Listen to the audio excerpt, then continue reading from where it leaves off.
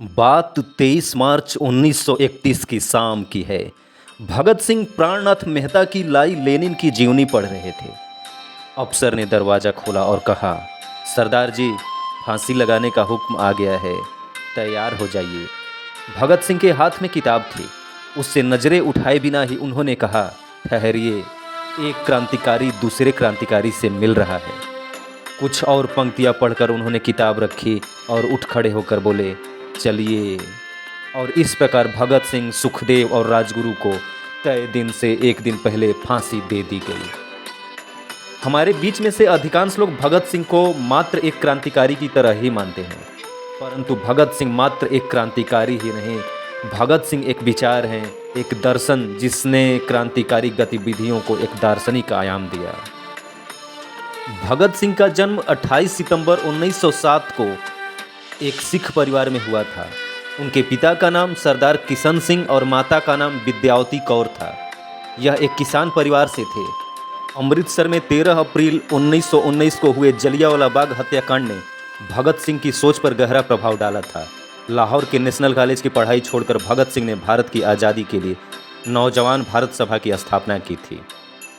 वर्ष 1922 में चौरा चौरी हत्याकांड के बाद गांधी जी ने जब किसानों का साथ नहीं दिया, तब भगत सिंह बहुत निराश हुए।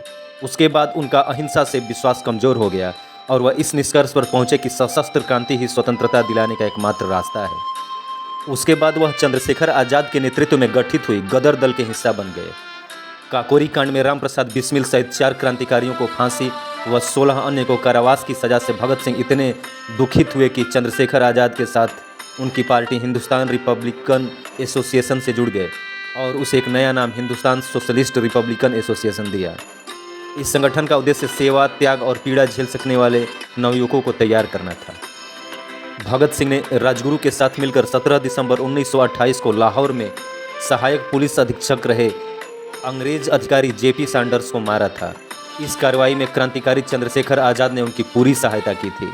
क्रांतिकारी साथी बटुकेश्वर दत्त के साथ मिलकर भगत सिंह ने वर्तमान नई दिल्ली स्थित ब्रिटिश भारत की तत्कालीन सेंट्रल असेंबली में के सभागार संसद भवन में 8 अप्रैल 1929 को अंग्रेज सरकार को जगाने के लिए बम और पर्चे फेंके थे। बम फेंकने के बाद वहीं पर दोनों ने अपनी गिरफ्तारी दी थी। जलियांवाला बाग के समय भगत सिंह की उम्र करीब 12 साल थी। इसकी सूचना मिलते ही भगत सिंह अपने स्कूल से 12 मील पैदल चलकर जलियांवाला बाग पहुंच गए। इस उम्र में भगत सिंह ने अपने चाचाओं की क्रांतिकारी किताबें पढ़कर सोचते थे कि इनका रास्ता सही है कि नहीं। गांधी जी का असहयोग आंदोलन छेड़ने के बाद वे गांधी जी के अहिंसात्मक तरीकों और क्रांतिकारियों के हिंसक आंदोलनों में से अपने लिए रास्ता चुनने लगे। गांधी जी के असहयोग आंदोलन को रद्द कर देने के कारण उनके मन में रोष उत्पन्न हुआ, पर पूरे राष्ट्र की तरह वो भी महात्मा गांधी का सम्मान करते थे। पर उन्होंने गांधी जी के अहिंसात्मक आंदोलन की जगह देश की स्वतंत्रता के लिए हिंसात्मक क्रांति का मार्ग अपनाना अनुचित नहीं समझा। उन्होंने जुलूसों में भाग लेना प्रारंभ किया तथा क्रांतिकारी दलों के सदस्य बने। उनके दल के प्रमुख क्रांतिकारियों में चंद्रशेखर आज़ाद, सुखदेव, राजगुरु इत्यादि थे। सन 1928 में साइमन कमीशन के बहिष्कार के लिए भयानक प्रदर्शन हुए। इस प्रदर्शनों में भाग लेने वालों पर अंग्रेजी शासन ने लाठीचार्ज भी किया। इस लाठीचार्ज से आहत होकर लाला लाजपत राय की मृत्यु हो गई। लाला लाजपत राय की मृत्यु से अब भगत सिंह को नहीं रहा गया। एक गुप्त योजना के तहत इन्होंने पुलिस सुपरिंटेंडेंट स्कॉट को मारने की योजना सोची गई योजना के अनुसार भगत सिंह और राजगुरु लाहौर कोतवाली के सामने व्यस्त मुद्रा में टहलने लगे। उधर जयगोपाल अपनी साइकिल को लेकर ऐसे बैठ गए जैसे कि वो खराब हो गई हो। गोपाल के इशारे पर दोनों सचेत हो गए। उधर चंद्रशेखर आज़ाद पास के डीएवी स्कूल की चारदीवारी के पास छिपकर घटना को अंजाम देने में रक्षक का काम कर रहे थे। 17 दिसंबर 1928 को करीब 4:15 बजे एएसपी सैंडर्स के आते ही राजगुरु ने एक गोली सीधे उसके सर में मारी, जिससे वह पहले ही मर जाता।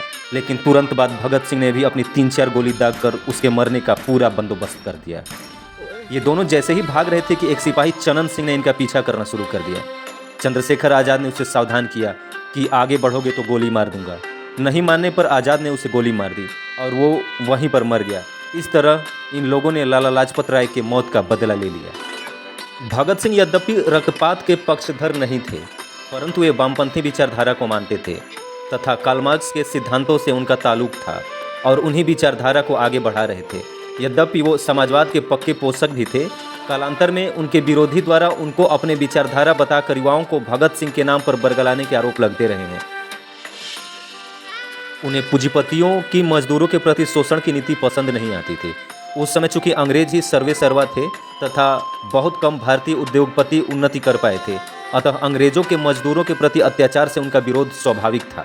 मजदूर विरोधी ऐसी नीतियों को ब्रिटिश संसद में पारित न होने देना उनके दल का निर्णय था। सभी चाहते थे कि अंग्रेजों को पता चलना चाहिए कि हिंदुस्तान जाग चुका है, उनके हृदय में ऐसी नीतियों के प्रति आक्रोश है। ऐसा करने के लिए उन्होंने दिल्ली के केंद्रीय असेंबली में बम फेंकने की योजना बनाई। भगत सिंह चाहते थे कि इसमें कोई खून खराबा न हो और अंग्रेजों तक उनकी आवाज़ भी पहुंचे। हालांकि प्रारंभ में उनके दल के सब लोग ऐसा नहीं सोचते थे, पर अंत में सर्वसम्मति से भगत सिंह तथा बटुकेश्वर दत्त का नाम चुना गया। निर्धारित कार्यक्रम के अनुसार अप्रैल 1929 को केंद्रीय असेंबली में इन दोनों ने एक ऐसे स्थान पर बम फेंका जहां कोई मौजूद न था, अन्यथा उसे चोट लग सकती थी, परंतु हाल धुएं से भर गया। भगत सिंह चाहते तो भाग भी सकते थे, पर उन्होंने पहले ही सोच रखा था कि उन्हें दंड स्वीकार है, चाहे वो फांसी ही क्यों ना हो। अतः उन्होंने भागने से मना कर दिया। उस समय वे दोनों खाकी कमीज तथा निकर पहने हुए थे। बम फटने के बाद उन्होंने इनकलाब जिंदाबाद, साम्राज्यवाद मुर्दाबाद का नारा लगाया और अपने साथ लाए गए पर्चे हवा में उछाल दिए। इसके कुछ ही देर बाद पुलिस आ गई और दोनों को गिरफ्तार कर लिया और भगत सिंह को जेल में डाल दिया गया। जेल में भगत सिंह करीब 2 साल रहे। इस दौरान वे लेख लिखकर अपने क्रांतिकारी विचार को व्यक्त करते रहते थे। जेल में रहते हुए भी उनका अध्ययन लगातार जारी रहा। उनके उस दौरान लिखे गए लेख व सगे संबंधियों को लिखे गए पत्र आज भी उनके विचारों के दर्पण है। अपने लेखों में उन्होंने कई तरह के पूंजीपतियों को अपना शत्रु बताया है। उन्होंने लिखा कि मजदूरों का शोषण करने वाला चाहे एक भारतीय ही क्यों न हो, वह उनका शत्रु है। उन्होंने जेल में अंग्रेजी में एक लेख लिखा जिसका शीर्षक था मैं नास्तिक क्यों हूँ। जेल में भगत सिंह व उनके साथियों ने 64 दिनों तक भूख हड़ताल की। उनके एक साथी यतीन्द्र नाथ दास ने तो भूख हड़ताल में अपने प्राण ही त्याग दिए थे। 26 अगस्त 1930 को अदालत ने भगत सिंह को भारतीय दंड संहिता 129, 302 तथा विस्फोटक पदार्थ अधिनियम धारा 4 और धारा 6F तथा आईपीसी की धारा 120 के अंतर्गत अपराधी सिद्ध किया। 7 अक्टूबर 1930 को अदालत ने 68 पृष्ठों का निर्णय दिया, जिसमें भगत सिंह, सुखदेव तथा राजगुरु को फांसी की सजा सुनाई गई। 23 मार्च 1931 को शाम के करीब 7:33 पर भगत सिंह तथा इनके 2 साथियों सुखदेव और राजगुरु को फांसी दे दी गई। फांसी पर जाते वे तीनों मस्ती से गा रहे थे, मेरा रंग दे बसंती चोला, मेरा रंग दे बसंती चोला, मेरा रंग दे बसंती चोला, मैं रंग दे बसंती चोला। फांसी के बाद कोई आंदोलन न भड़क जाए, इसके डर से अंग्रेजों ने पहले इनके मृत शरीर के टुकड़े किए, फिर इसे बोरियों में भरकर फिरोजपुर की ओर ले गए, जहाँ घी के बदले मिट्टी का तिल डालकर ही इनको जलाने लगा। गांव के लोगों ने आग जलती देखी तो करीब आए। इससे डरकर अंग्रेजों ने इनकी लाश अधजले टुकड़ों को सतलज नदी में फेंका और भाग गए। जब गांव वाले पास आए तब इन्होंने इनके मृत शरीर के टुकड़े को एकत्रित कर विधिवत दाह संस्कार किया और भगत सिंह हमेशा के लिए अमर हो गए। इसके बाद लोग अंग्रेजों के साथ साथ गांधी को भी इस मौत का जिम्मेदार समझने लगे। इस कारण जब गांधी कांग्रेस के लाहौर अधिवेशन में हिस्सा लेने जा रहे थे तो लोगों ने काले झंडों के साथ गांधी जी का स्वागत किया। एक आध जगह पर गांधी पर हमला भी हुआ, किंतु सादी वर्दी में उनके साथ चल रही पुलिस ने बचाया। भगत सिंह को हिंदी, उर्दू, पंजाबी तथा अंग्रेजी के अलावा बांग्ला भाषा भी आती थी, जो उन्होंने बटुकेश्वर दत्त से सीखी थी। उनका विश्वास था कि उनकी शहादत से भारतीय जनता उद्विग्न हो जाएगी और ऐसा उनके जिंदा रहने से शायद ही हो पाए। इसी कारण उन्होंने मौत की सज़ा सुनाई जाने के बाद माफ़ीनामा लिखने से साफ मना कर दिया था। पंडित राम प्रसाद बिस्मिल ने अपनी आत्मकथा में जो दिशा निर्देश दिए थे, भगत सिंह ने उनका अक्षरशः पालन किया। उन्होंने अंग्रेज सरकार को एक पत्र भी लिखा जिसमें कहा गया था कि उन्हें अंग्रेजी सरकार के खिलाफ भारतीयों के युद्ध का प्रतीक एक युद्धबंदी समझा जाए तथा फांसी देने के बजाय गोली से उड़ा दिया जाए। फांसी के पहले 3 मार्च को अपने भाई कुलवंतर को भेजे एक पत्र में भगत सिंह ने लिखा था, उन्हें यह फिक्र है हरदम नई तर्ज ए जफ़ा क्या है, हमें यह शौक़ है देखे सितम की इंतहा क्या है, दहर से क्यों खफा रहे चरख का क्या गिला करे, सारा जहां अदू सही आओ मुकाबला करें। इन जोशीली पंक्तियों से उनके शौर्य का अनुमान लगाया जा सकता था। चंद्रशेखर आज़ाद से पहली मुलाकात के समय जलती हुई मोमबत्ती पर हाथ रखकर उन्होंने कसम खाई थी कि उनकी ज़िंदगी देश के पर ही कुर्बान होगी और उन्होंने अपनी वह कसम पूरा कर दिखाया। किसी ने सच ही कहा है, सुधार बूढ़े आदमी नहीं कर सकते, वे तो बहुत ही बुद्धिमान और समझदार होते हैं। सुधार तो होते हैं युवकों के परिश्रम, साहस, बलिदान और निष्ठा से, जिनको भयभीत होना आता ही नहीं और जो विचार कम और अनुभव अधिक करते हैं। क्या आप कल्पना कर सकते हैं एक हुकूमत जिसका दुनिया के इतने बड़े हिस्से पर शासन था, इसके बारे में कहा जाता था कि उसके शासन में सूर्य कभी अस्त नहीं होता।